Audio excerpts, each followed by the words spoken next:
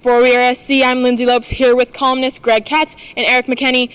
The Trojans have had 4 big quarterback rotations going on all of spring season. Greg, what have you seen from these quarterbacks? Who's really sticking out to you? Well, they've all had a good camp. Let's not mistake that. I think when it gets down to it, they've all learned the offense. They're reading the defense as well.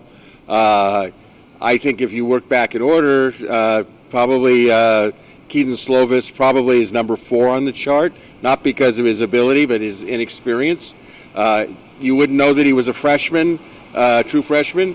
Then you have, Matt Fink, who I think has done some really good things out there, but consistency is a factor.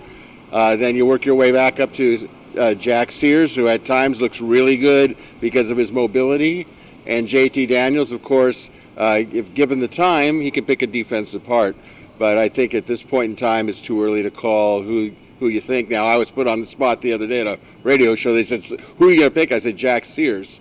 But that's how I felt at that day. That doesn't mean that's going to be the deal. I think when you see the scrimmages in the training camp, they'll decide it. What about you, Erik? Jack Sears stand out at all, or what? He has. I think that this is one of those things where when the coaches say we don't have a guy right now, I think that's easy to believe at this point. And you heard offensive coordinator Graham Harrell. He really went through toward the end of spring ball. He really went through and said, this is where they're good, this is where they need to work. And he laid it out for all of them. And there wasn't really a guy where it was like, he doesn't need to work on anything. I mean, they all, to fit in this offense, they all need to get better at something. I don't have any problem with the order that you sort of went through them in. I think I have been really impressed with Kedon Slovis, just in terms of the expectation coming in and what we've seen from him. I think maybe you kind of tuck him away a little bit right now and maybe not in there with some of the older guys. But again, in the fall, there's a lot of time between now and the fall where he could really improve. And to see that in fall camp, that'll be something exciting. I like what we saw from JT Daniels. I like what we saw from Jack Sears. Matt Fink, again, up and down. When he was up, he was as good as anybody this spring.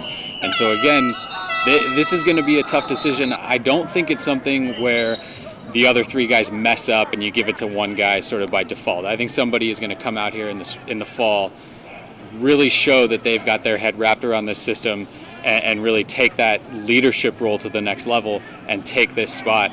Right now, I'm kind of excited to see how that plays out because I think you do have 4 really good options at the quarterback spot, and I think that's something that kind of got hammered home this spring.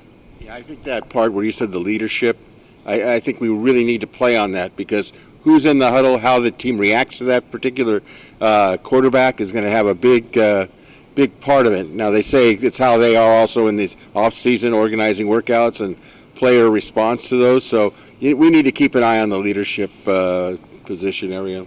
Do you think experience comes with that? I think experience comes with it, but I also think just part of who you are. Some people are quiet leaders, some are loud leaders, some are vocal leaders. I know with Fink that he gets very emotional, and we've been told by Graham Harrell that he tends to be negative maybe at times. But, some teammates find that motivating. You could look at Sears. Sears is always kind of charismatic in a way. JT Daniels, is more of a cerebral player. And I don't think has quite the personality that Sears. But that's not a negative. But it's who they feel comfortable with in that leadership role. And that's the coaches need to decide that. Well, thank you again, Greg. Thank you, Erik. For WeAreSC, I'm Lyndsey Lopes, here with Greg Katz and Erik McKinney. You've been watching WeAreSC.com.